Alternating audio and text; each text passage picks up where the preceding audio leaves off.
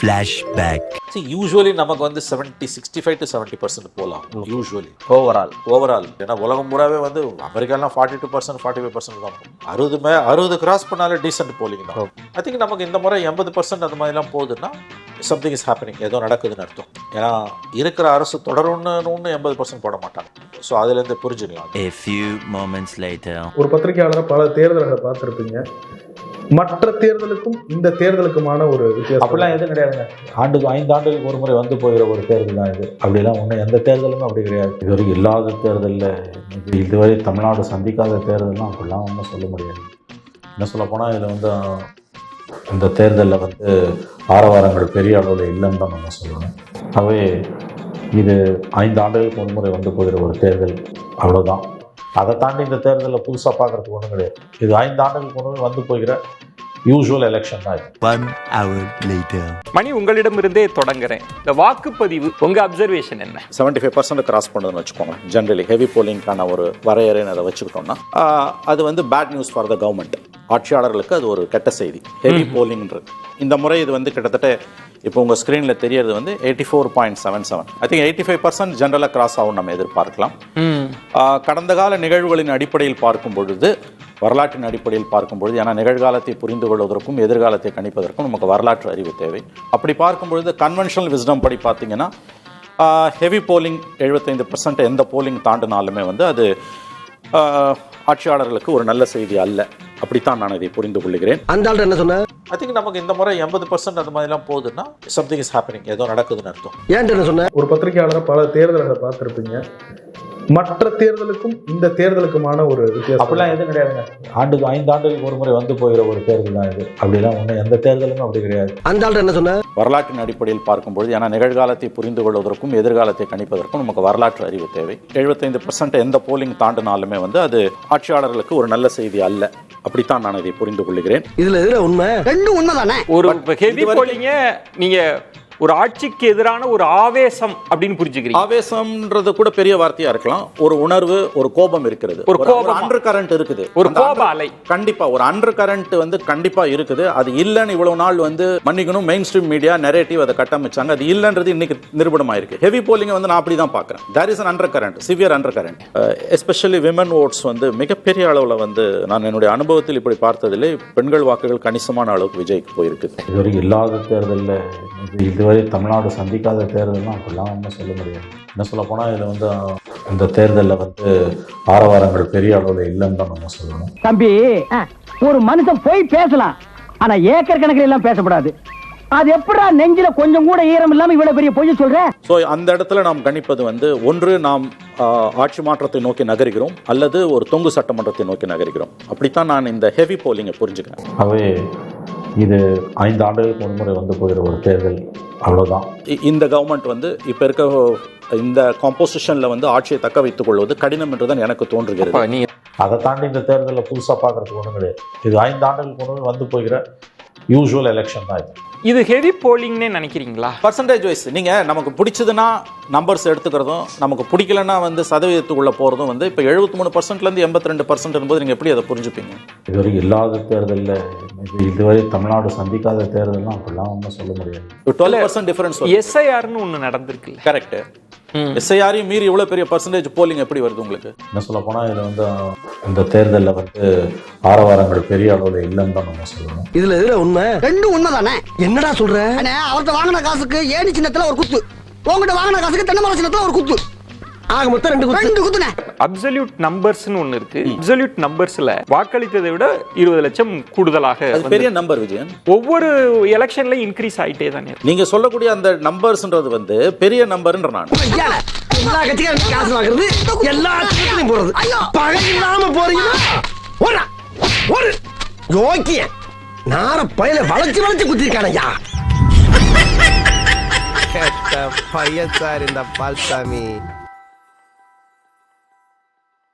திமுகவுக்கு பெரிய பாதகம் தான். திமுகவுக்கு எங்கே வந்து பிரச்சனை வரும் அப்படின்னா, வடக்க இருக்கக்கூடிய பெரும்பாலான தொகுதிகளில் நீங்கள் அப்போ சேலத்துக்கு மேலே இந்த பக்கம் கடலூர் விழுப்புரம் வரைக்கும் இந்த பக்கம் வந்து திருவள்ளூர், காஞ்சிபுரம், சென்னை, இது எல்லாமே வந்து திமுகவுக்கு இந்த முறை சறுக்கலை தான் கொடுக்க போகுது.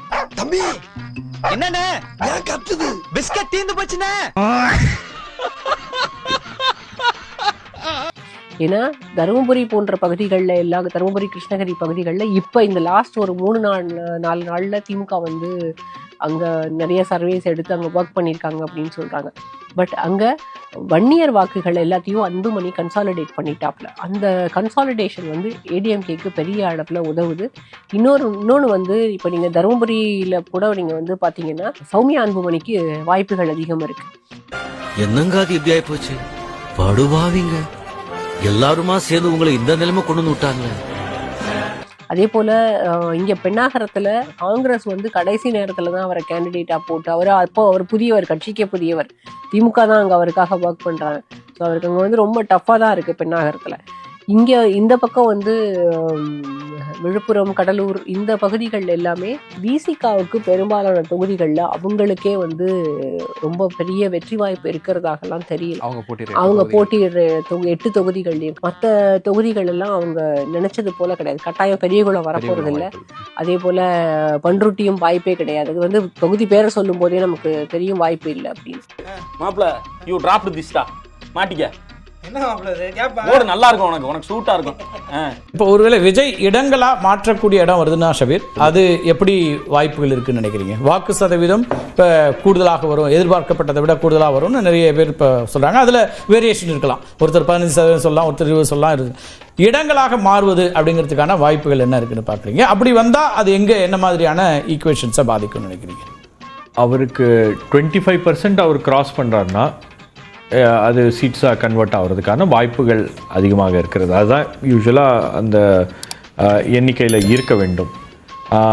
அதுக்கான கன்சாலிடேஷனாக அவருக்கு ஓட்ஸ் எங்கே வந்து கன்சாலிடேட்டாக ஒரே இடத்துல ஒரு தொகுதியில் விழுந்திருக்கு அப்படின்றத வந்து இன்னும் கொஞ்சம் நம்ம அதை ஸ்டடி பண்ணால் தான் அதை உறுதியாக சொல்ல முடியும்.